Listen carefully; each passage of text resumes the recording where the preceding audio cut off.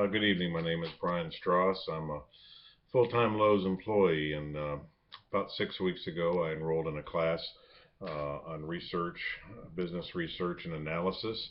And as part of that project, I was tasked with putting together a research project on any company I chose, and I chose to do a little research on Lowe's to learn a little bit more about the company and perhaps enhance my customer service skills and understanding of the financial analytics with Lowe's. And I put together about a 26-page Word document with some charts and graphs going over as a final project. And this is a short video to capture some of the highlights of that. The title is Increasing Lowe's Investor and Consumer Confidence. There's a 10 slide PowerPoint presentation that if you want to follow along, you can open that up, and you'll see slide 1 is the introduction slide. And I'm not a very dynamic speaker, but to capture your attention a little bit, I wanted you to be aware that there'll be a quiz at the end of this, and the winner will receive a car sponsored by Lowe's.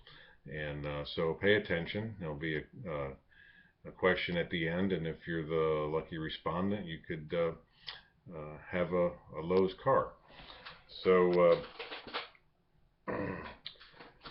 working at Lowe's, I've always asked the question, why is Lowe's number 2 compared to Home Depot?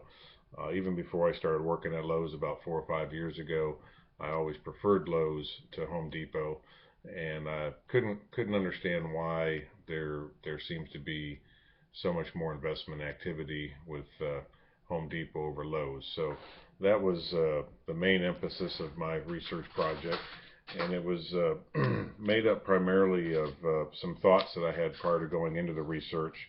And the two theories I had was that Home Depot has a considerable more square footage and stores in the western part of the United States that it's attributing to their overall annual sales. And I also had a secondary theory that when analyzing consumer priorities and purchases, that price was the number one factor that most of them would be influenced by. So using those two objectives, I tried to put together a research project to either prove or disprove those theories or hypotheses, as you will. There's additional information, more detailed information in the Word document, as well as the complete survey results in Excel format, if you'd like to see those as well. So referring to slide 2, the main questions again were, what could Lowe's do to increase market share? How do we, and thereby increase investor confidence? How do we maintain customer satisfaction? And how do we increase customer loyalty? And all these are related.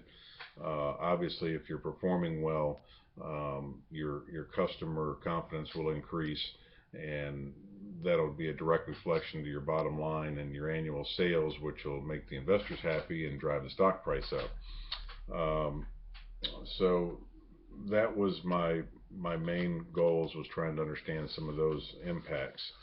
The research I did was first an exploratory study into the available financial information on the two companies via the internet, and analyzing the annual financial reports.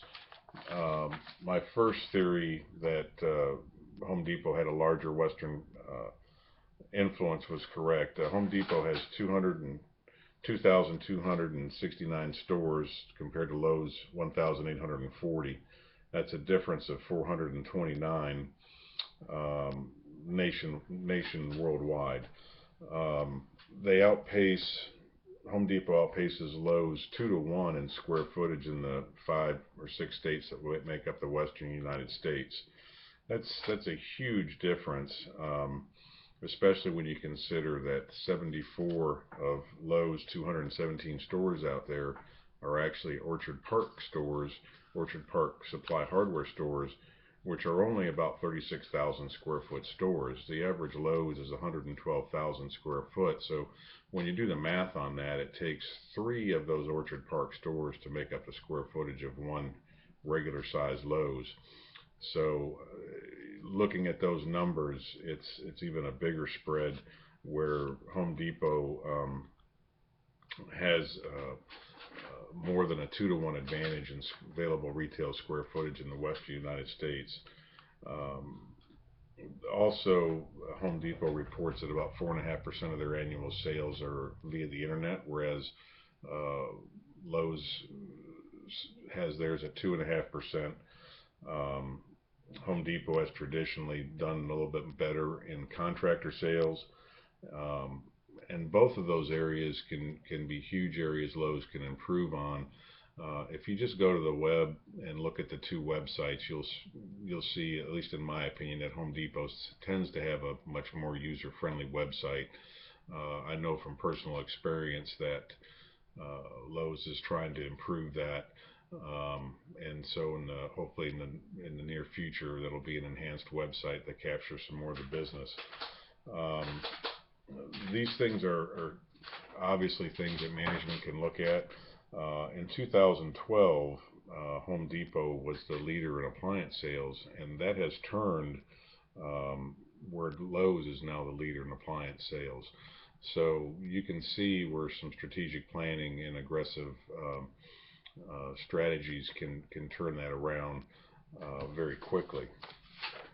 Um, Referring to um, slide 5, there's also some additional information on the chart format showing the available retail square footage of the 2 stores, where Lowe's is behind simply because of the retail square footage, and correlating that into dollars. Home Depot reports $352 per square foot, whereas Lowe's reports $279. Home Depot typically has a little bit smaller store, so that could be what some of the impact of those numbers are there. Obviously, if you have more stores, you have more retail space available to service your customers. So that's in a recap.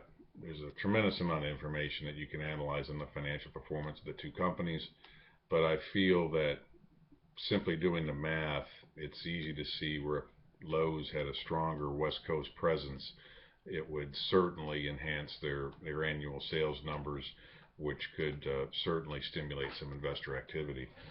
The second part of my research study was a 40-question survey I did.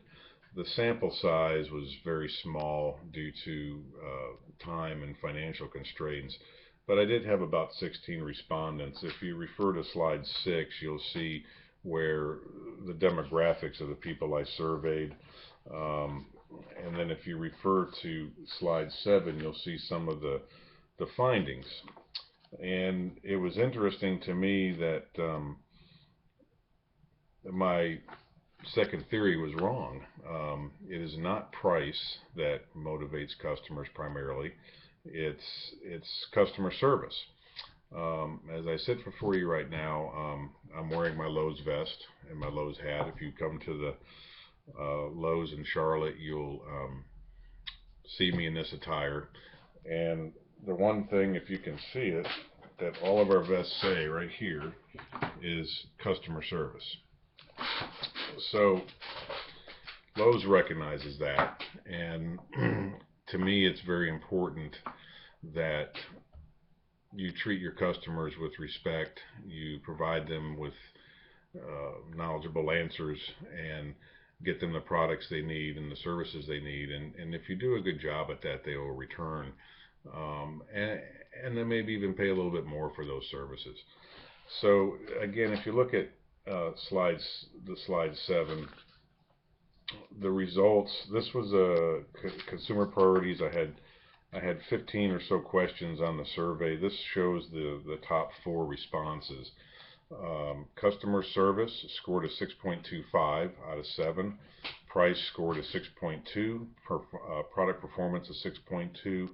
and communication being, return phone calls and customer service aspects was a little over 6.05. So you can see that 2 of the 4 highest scoring were directly related to how customers are treated in the store, and and to me, I found that to be very interesting.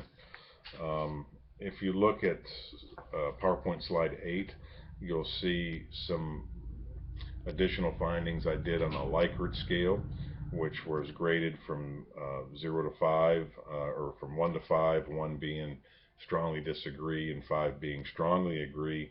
And one of the questions was, how important do you feel management is to the operations of a store? And that graded as the highest, over 4.5. So again, people management being the most common thing that drives consumer priorities. Most said that they had positive experiences. They were aware of the store services, and that most of them were pretty much loyal to same store shopping.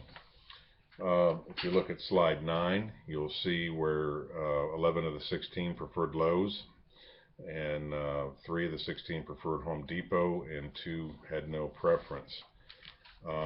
Slide 10 was an interesting finding. I asked an open-ended question as to what was the main number one thing you would like to see better improved at home improvement centers, and the top response was more staffing and more knowledgeable staffing. We've all seen the question or the commercial of where the people are standing in a store saying, "Can anybody help us?" And there's an echo in the room, and I hate that commercial because that's not what we're about, at least at the store I work at.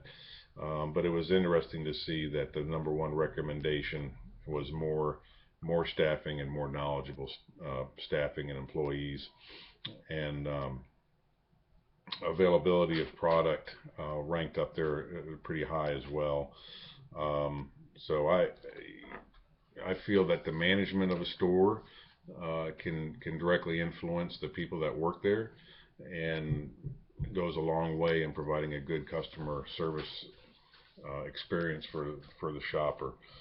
So the survey recommendations overall was to increase store personnel, increase training and product knowledge, product availability, and maintain good pricing, as shown on slide 11 of the PowerPoint presentation. And this would result in increased customer confidence and increased investor confidence, which is really what it's all about. I enjoy working for Lowe's. I enjoyed doing this research project. This 15-minute video is by no means does justice to all the hard work that was putting into understanding all the intricacies that go into running a business. But the 2 things I'd like to leave you with in this was that I felt Lowe's could certainly, with capital budget allow, expand their Western United States presence, which would add to their bottom line.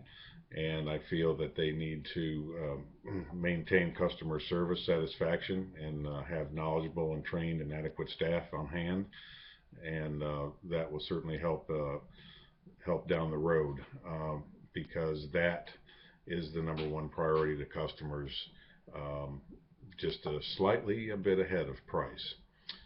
So that's my project, and I promised a reward at the end. So can anybody answer the question, what was the number one consumer priority when making a purchase? I see, Nicole, you have a response. Nicole, yeah, the answer is customer service and how they're treated in the store. That's exactly right. And for that correct response, you get a Lowe's car. It's in its own little garage, and let's see if I can get it in here. There it is. I know it's not what you expected, but what the heck. Have fun with it, and I enjoyed the class, and I hope you enjoyed this short presentation. For more information, please refer to the Word document and Excel spreadsheets, and have a good evening.